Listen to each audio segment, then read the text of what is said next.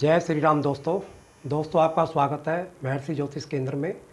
आज हम बात करेंगे हमारी कुंडलियों में धन लक्ष्मी योग किस प्रकार से बनता है, क्योंकि धन के लिए बहुत लोगों को पूछते देखा जाता है जी हमारी कुंडली में कोई योग है या नहीं है किसी प्रकार का। तो आप स्वयं देख सकते हैं कि धन लक्ष्मी योग का निर्माण हमारी कुंडली में किस प्रकार होता है। तो हम एक प्रैक्टिकल के द्वारा इसको समझने की कोशिश करेंगे इसको कि धन लक्ष्मी योग का निर्माण किस प्रकार हमारी कुंडलियों में होता है। हमारी में कुंडली इस प्रकार की कुंडली होती है, इसमें 12 भाव होते हैं। इसमें पहला घर, दूसरा घर, तीसरा, चौथा, पाँचवा, छठा, सातवां, आठवां, 9वां, 10वां और 11वां और 12वां घर। ये घर हमारे बिल्कुल फिक्स होते हैं हमारे। और इनमें आप ये देख रहे हैं कुंडली, इसमें ग्रह बैठे हुए हैं। पहले घर में केतु है और दूसरे में सूर्य मरकरी, तीसरे में शुक्र और छठे घर में मंगल और ये 7वें घर के अंदर राहु और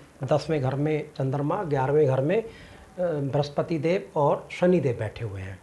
तो इस कुंडली में किस प्रकार से धन लक्ष्मी योग का निर्माण होगा, तो उसमें हमें 2 बातों का पहले ध्यान रखना जरूरी है इसमें कि हमें केंद्र के घर और त्रिकोण के घर हमारा धन लक्ष्मी योग का निर्माण करते हैं हमारे। तो केंद्र के घर कौन से होते हैं हमारे? केंद्र के घर हमारे होंगे पहला घर, चौथा घर, 7वां घर और 10वां घर। ये कौन से होते हैं? ये पहला घर होता है और यहाँ से गिनते हुए जब चलेंगे 1 2 3 4, ये चौथा घर हो गया, 5 6 7 ये 7वां घर हो गया, 8 9 10 ये 10वां घर हो गया।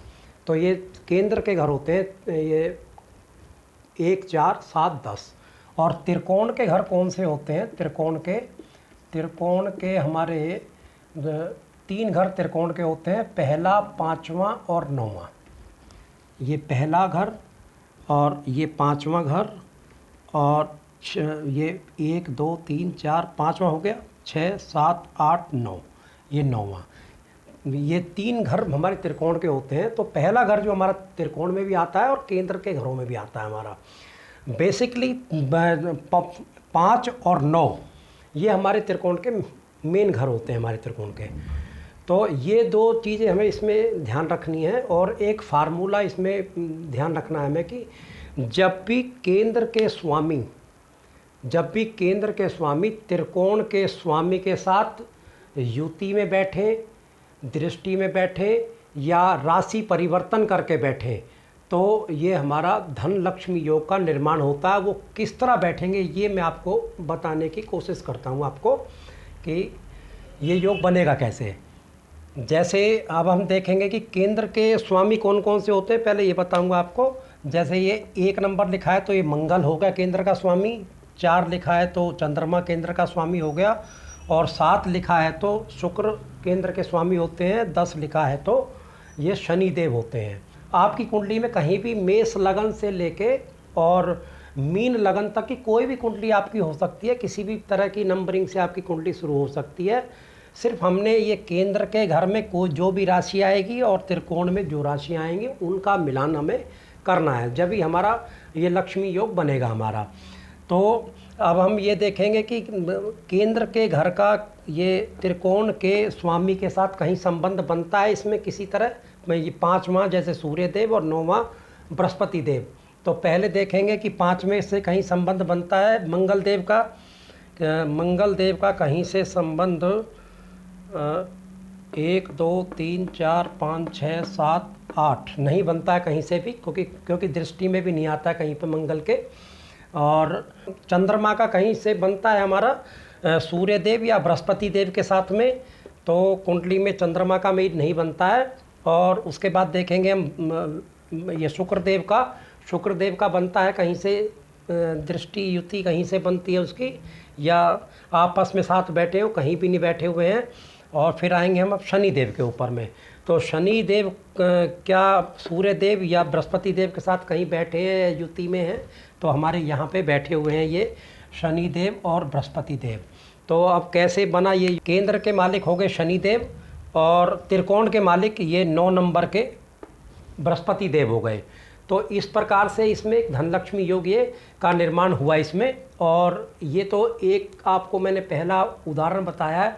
अगर दूसरा भी कोई उदाहरण बताता हूँ आपको मैं, अगर बाई दी वे ये बृहस्पति देव यहाँ बैठे होते, यहाँ पर भी बैठे होते हमारे इसमें भी, तो ये 7वीं दृष्टि से इनका संबंध बन जाता। कैसे बन जाता? 1 2 3 4 5 6 7 यहाँ से बन जाता हमारा।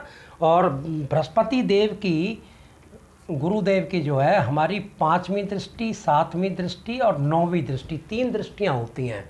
अगर ये बृहस्पति देव ना यहाँ बैठे और ना यहाँ पे बैठे, अगर बृहस्पति देव हमारे यहाँ बैठे होते हैं, मैं आपको एक एग्जाम्पल के लिए बता रहा हूँ कि एक तो बृहस्पति देव दृष्टि से इनसे संबंध बना लेते हैं अपना जो है शनिदेव से। कैसे बना लेते? 1 2 3 4 5, 5वीं दृष्टि से संबंध बन जाता। अगर बृहस्पति देव, मैंने आपको बताया 7वीं दृष्टि यहाँ से बना है और 9वीं दृष्टि से यहाँ से बन जाता अगर बृहस्पति देव यहाँ बैठे होते। किस प्रकार से? 1 2 3 4 5 6 7 8 9। तो इस तरह से 5वीं 7वीं 9वीं तीनों दृष्टियों से उन्होंने शनि देव के साथ में संबंध बना लिया, क्योंकि गुरुदेव हमारे त्रिकोण के मालिक हैं हमारे। अब एक एग्जाम्पल आपको और बताते हैं अलग से जो है। जैसे मान लो ये राशि परिवर्तन भी करके बैठ जाएं कहीं पे आपस में, ये त्रिकोण के मालिक और केंद्र के मालिक, ये कहीं राशि परिवर्तन आमने सामने कर, या राशि परिवर्तन कर ले आमने सामने बैठ जाएं। यानी कि कहने का मतलब है कि अगर ये गुरुदेव ये बृहस्पति की राशि में आ जाएं, नहीं सॉरी शनि देव की राशि में आ जाएं, और शनिदेव जो है गुरु की राशि में कहीं पे आ जाएं, 9वीं राशि में आ जाएं या 12वीं राशि में आ जाएं। ऐसे गुरु की, शनि की 2 राशियां होती हैं 10वीं और 11वीं, इनमें कहीं आ जाएं तो भी राशि परिवर्तन से भी ये योग बन जाता है हमारा। अच्छा, इसमें अगर हम राहु केतु का भी धन लक्ष्मी योग बनता है हमारा, तो राहु केतु की अपनी कोई राशि नहीं होती है। राहु केतु जहाँ भी जिस भी नंबर की राशि में बैठेंगे उसका स्वामित्व अपने पास ले लेंगे। तो राहु और केतु का कैसे बनेगा? जैसे हमने ये केंद्र के स्वामी हैं राहु हमारे 7वें घर में, ये केंद्र का घर है हमारा 7वां। देखो आप ये, तो राहु का और इनका संबंध बनना चाहिए किसी तरह, इसमें सूर्य देव से या बृहस्पति देव से, इनसे संबंध, इसे कहीं ना कहीं से दृष्टि से, युति से या राशि तो खैर इनकी नहीं होती है, इनकी दृष्टि युति से इनका संबंध बन सकता है इनका। तो राहु के साथ, राहु अगर मान लो ये सूर्य देव, मैं एक एग्जांपल के लिए बता रहा हूँ आपको, सूर्य देव अगर यहाँ बैठ जाते हैं मान लो यहाँ, तो इनकी 7वीं दृष्टि चली जाएगी इनकी।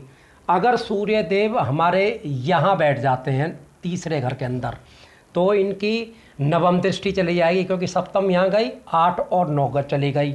अगर सूर्य देव हमारे 1 2 3 4 5 अगर 11वें घर में बैठते हैं मान लो सूर्य देव हमारे, तो यहाँ पर हमारी इनकी 5वीं दृष्टि चली गई। कैसे? 1 2 3 4 5। तो इस तरह से मित्रों हम केतु का भी निकाल सकते हैं। हर ग्रह का हमें मेन इसमें सूत्र, हमें फार्मूला हमें ध्यान रखना है इसमें कि केंद्र के स्वामी और त्रिकोण के स्वामी राशि परिवर्तन, युति में, दृष्टि में कैसे भी संबंध बनाएं तो हमारा ये धन लक्ष्मी योग का निर्माण होता है। तो मित्रों आप अपनी कुंडलियों में इस योग को लगा के देखना। और ये योग कब फलीभूत होता है? जब भी इनकी महादशा, अंतरदशा जब भी कभी इनकी आएंगी या प्रत्यांतर दशा आएगी, कभी इनकी तीनों दशाओं में से कोई भी दशा, क्योंकि ये थोड़ी सी दशा, महादशा लंबी होती है, अंतरदशा 1.5 साल के लिए आती है, प्रत्यांतर 2 4 6 महीने के लिए आती है। तो आप उन दशाओं में आप मतलब महसूस करेंगे अपने आप में, या मैं कहूँ तो उसमें अनुभव करेंगे आप अपना कि इस धन का जो फ्लो होगा आपके उन दशाओं में अच्छा होगा उन दशाओं में। तो दोस्तों ऐसी जानकारी के लिए आप मेरे चैनल को सब्सक्राइब करना और बेल आइकन को दबाना न भूलना, जिससे कोई भी मेरा वीडियो अपलोड हो आपके नोटिफिकेशन तुरंत आ जाए आपके में। फिर मिलते हैं दोस्तों किसी ऐसे नए ज्ञानवर्धक वीडियो के साथ में। जब तक आपका दिन शुभ हो, मंगलमय हो। नमस्कार दोस्तों।